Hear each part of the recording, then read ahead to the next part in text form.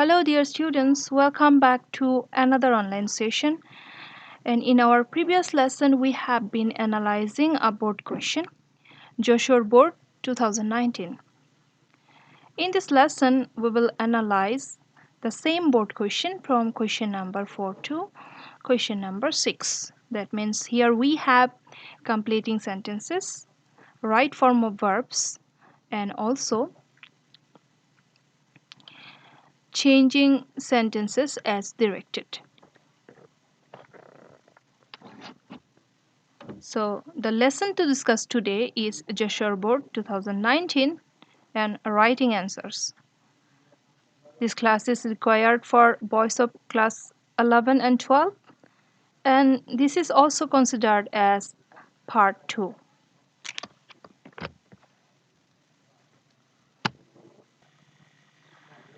In question number 4, you are instructed to complete the sentences using suitable clauses and phrases. Here you have to complete 10 sentences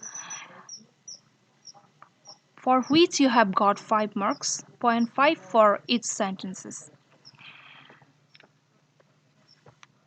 We cannot buy a car if সাধারণত সেন্টেন্সে positive অর্থ প্রকাশ করে, তাই এটার সাথে আমরা negative form ব্যবহার করতে পারি।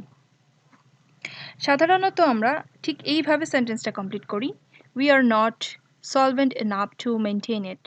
We cannot buy a car if we are not solvent enough to maintain it. যেহেতু if যুক্ত ক্লজটি পজিটিভ অর্থ দেয়, কাজে আমরা নেগেটিভ ক্লজ ব্যবহার করতে পারি। অ্যাকচুয়ালি পুরো সেন্টেন্সটাই পজিটিভ অর্থ দেয়। দেখো, we cannot buy a car if we are not solvent enough to maintain it. আমরা একটি গাড়ি কিনতে পারি না যদি আমরা গাড়ি কেনার মতো সামর্থ্য না রাখি। Call me whenever you need any help. Sentence parts এ whenever থাকলে মোটামুটি দুটি স্ট্রাকচারে সেন্টেন্সকে ফেলা যায়, whenever plus dependent clause plus main clause, অথবা main clause plus whenever plus dependent clause.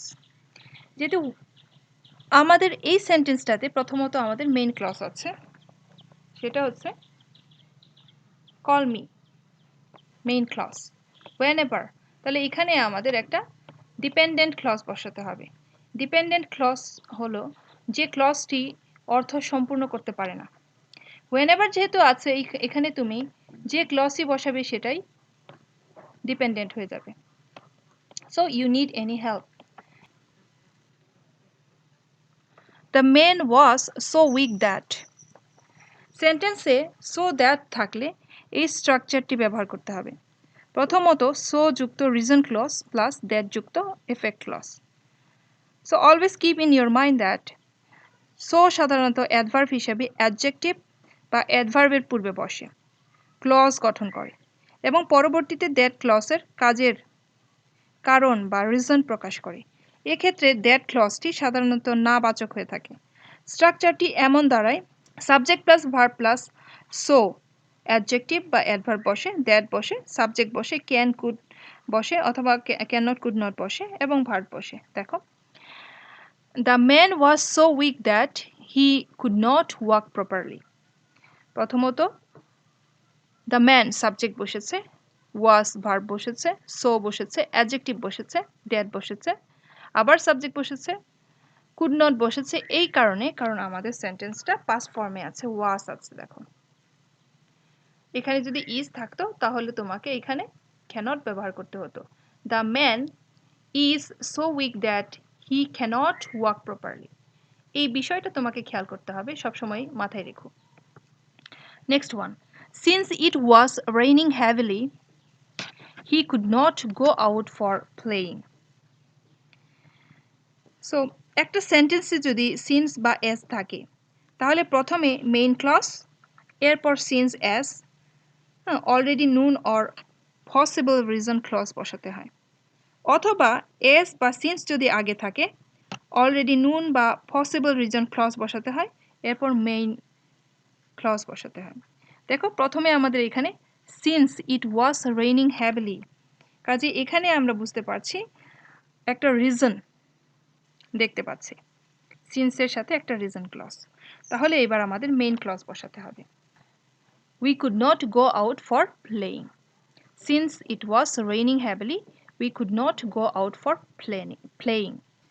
Though he is dull of hearing, যদি কোনো সেন্টেন্সে দো থাকে, though plus constructing clause plus main clause এভাবে ব্যবহার করতে হয়। দো আছে, কনস্ট্রাক্টিং ক্লজ আছে, he is dull of hearing, তাহলে এখন মেইন ক্লজ বসাতে হবে। He is sincere in his studies. Though he is dull of hearing, he is sincere in his studies. Number F, danger comes when. Danger comes when, আমরা জানি when এর ব্যবহারটা হলো when plus dependent clause plus main clause, অথবা main clause plus when plus dependent clause. তাহলে danger comes when, main clause আছে, danger comes main clause, when আছে, তাহলে এখন একটা ডিপেন্ডেন্ট ক্লজ বসাতে হবে। Danger is feared. Danger comes when danger is feared. আসলে এটা একটা প্রবাদ বাক্য, যেখানে বাঘের ভয় সেখানেই সন্ধে হয়। এই জায়গায় যদি তুমি অন্য কিছু দাও তাহলে তোমার অ্যান্সারটা হবে না, কারণ এটা একটা প্রবাদ বাক্য। Right. When I was a child, আগেই বলেছি when যুক্ত কোনো ক্লজ এই ধরনের সেন্টেন্সকে আমরা কিভাবে ফিল আপ করতে পারি। প্রথমত when plus dependent clause plus independent clause, that means main clause, অথবা main clause plus when plus dependent clause. So এখানে আমাদের প্রথমত when প্লাস ডিপেন্ডেন্ট ক্লজ আছে, এখন আমাদের একটা ইন্ডিপেন্ডেন্ট ক্লজ বা মেইন ক্লজ বসাতে হবে। I played cricket whenever I got a chance. When I was a child, I played cricket whenever I got a chance. Number 8. Hardly had we seen the police when dash.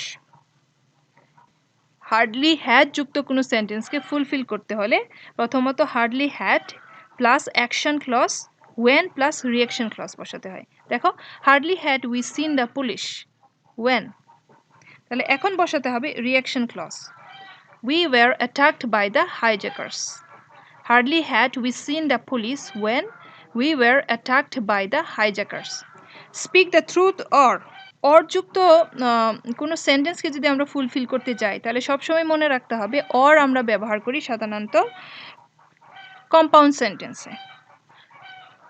সাধারণত আমরা এইভাবে ব্যবহার করি main clause plus conjunction plus main clause, অথবা subordinate clause plus conjunction plus subordinate clause. তাহলে এখানে আমরা দেখতে পাচ্ছি স্পিক দ্য ট্রুথ, এটা একটা মেইন ক্লজ, আরেকটা কনজাংশন আছে আমাদের অর, তাহলে এখানে আমাদের আরেকটা মেইন ক্লজ বসাতে হবে, সেটা হলো speak the truth or you will be dishonoured everywhere. Speak the truth or you will be dishonoured everywhere. He took biology in lieu of dash. In lieu of মানে হচ্ছে পরিবর্তে। সেন্টেন্সকে ফুলফিল করার সময় তোমার সবসময় একটা জিনিস মাথায় রাখতে হবে, সেটা হচ্ছে কনটেক্সটটা তোমাকে বিবেচনা করতে হবে, কোন কনটেক্সটে আমি কাজ করছি। হ্যাঁ, এখানে বলা হচ্ছে হি took biology in lieu of, তুমি বলো যে হায়ার ম্যাথ। আমাদের দেশের প্রেক্ষাপটে আমরা সাধারণত দুইটা সাবজেক্টকেই অপশনাল হিসেবে নিতে পারি, যারা সায়েন্সে পড়াশোনা করছি তারা আমরা সাধারণত দুইটা সাবজেক্টকে অপশনাল করতে পারি, that is biology or higher math. হ্যাঁ, তাহলে এই ক্ষেত্রে তোমাকে বায়োলজি এবং হায়ার ম্যাথ এটা অল্টার করতে হবে। যদি এখানে বায়োলজি আছে তোমাকে এখানে হায়ার ম্যাথই লিখতে হবে, কারণ you have no other option. So always keep in your mind that at first you have to read the sentence very carefully. তোমাকে যে পার্টটা দেওয়া হবে সেই পার্টটা তুমি অনেক ভালো মতো পড়বে, এরপরে সেই পার্ট এর কনটেক্সট অনুযায়ী তুমি তোমার সেন্টেন্সটা ফুলফিল করবে। এভাবে তোমাকে অ্যান্সারটা লিখে ফেলতে হবে। Dear students, now come to question number 5. Here you are instructed to read the text and fill in the gaps with the correct form of words as per subject and context. Here you have got 5 marks, 0.5 for each blank. You have got so many classes on right form of verbs. I hope you have followed those classes. Now let's try to fill the gaps up. This passage is about Kuakata. Let's read this out. Kuakata, locally known as Sagorkunya, is an uncommon scenic spot of Bangladesh. Kuakata, যেটি স্থানীয়ভাবে সাগরকন্যা নামে পরিচিত, এটি বাংলাদেশের বিরল দর্শনীয় একটি স্থান। Kuakata takes its origin from the story of Kua or well dug on the seashore. It allows a visitor to watch both the sunrise and sunset from the beach. The beach has a typical natural setting. This sandy beach slopes gently into the bay, and bathing there is as pleasant as is swimming or diving. Fishing boats plying in the Bay of Bengal, plying মানে হচ্ছে নিয়মিতভাবে চলাচল করা, and surfing waves add to the vibrant colors of Kuakata. Surfing মানে হলো সমুদ্র তরঙ্গের যে ফেনা তীরের উপর আছড়ে পড়ে। Steps should be taken to preserve the beauty of the famous beach. Okay? সাধারণত বর্তমান সময়ের কোনো ঘটনা বা কোনো জায়গার বর্ণনা করতে প্রেজেন্ট ইনডিফিনিট টেন্স ব্যবহার করা হয়ে থাকে। কাজ এখানে যখন কুয়াকাটার বর্ণনা করা হয়েছে তখন প্রেজেন্ট ইনডিফিনিট টেন্স ব্যবহার করা হয়েছে। Dear students, now come to question number 6. Go through the following sentences and change as directed. Here also you have got 5 marks, 1 marks for each question. This session is going to work with you if you follow a simple instruction. That is, pause the video for a while, think about the questions and try to write down the answers. Then play the video again and check the answers. প্রথম যে কোশ্চেনটা দেয়া আছে সেটা হলো an honest man is honored everywhere by all. Make it active. এই সেন্টেন্সটি passive ফর্মে আছে এবং এটাকে বলা হচ্ছে অ্যাক্টিভ করার জন্য। একটা প্যাসিভ সেন্টেন্সকে অ্যাক্টিভ করতে হলে প্রথমত সাবজেক্ট আইডেন্টিফাই করতে হয়। এই সেন্টেন্সে আমাদের সাবজেক্ট হলো অল এবং ভার্ব হলো অনার্ড। যেহেতু ইজ আছে এই সেন্টেন্সে সেটা আমরা বুঝতে পারছি আমাদের অ্যাক্টিভ সেন্টেন্সটা হবে present indefinite tense. All honor an honest man everywhere. All honor an honest man everywhere. এটাকে যদি আমরা আবার প্যাসিভ ভয়েসে রূপান্তর করি তাহলে কিন্তু তুমি এই প্রথম যে সেন্টেন্সটা আছে এখানে এটা পেয়ে যাবে। He is not only a teacher but also a singer.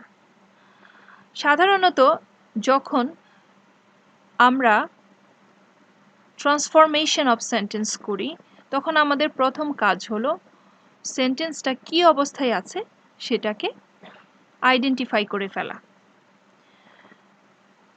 কোন অবস্থাতে আছে মানে সিম্পল সেন্টেন্সে আছে, কম্পাউন্ডে আছে নাকি কমপ্লেক্সে আছে, কি অবস্থাতে আছে এবং কি করতে হবে এই জিনিসটা প্রথমত মাথার মধ্যে নিয়ে নেওয়া যে আমার সেন্টেন্সটা এই অবস্থায় আছে এবং আমাকে এই কাজটা করতে হবে। He is not only a teacher but also a singer.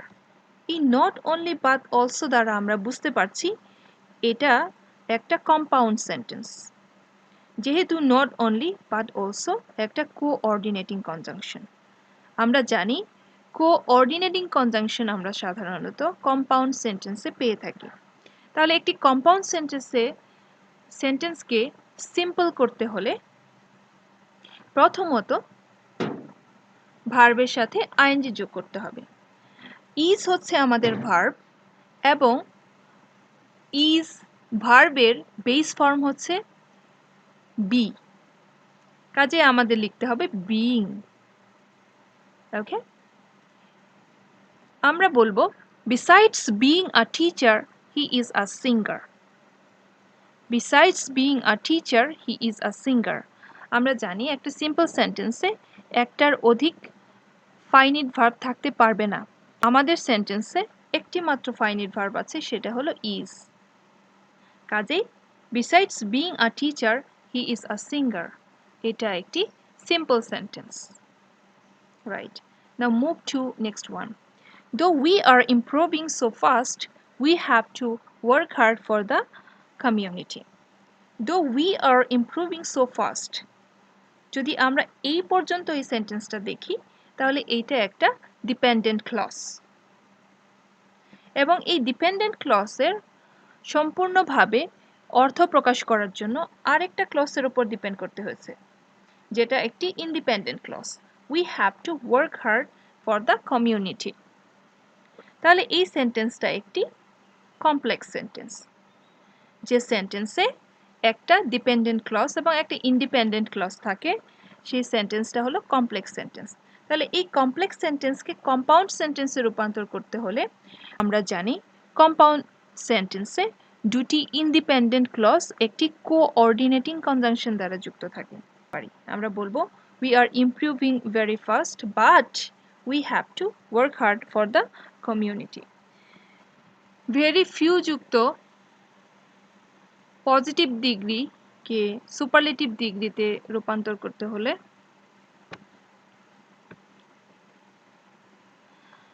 প্রথমত সাবজেক্ট বসাতে হয়।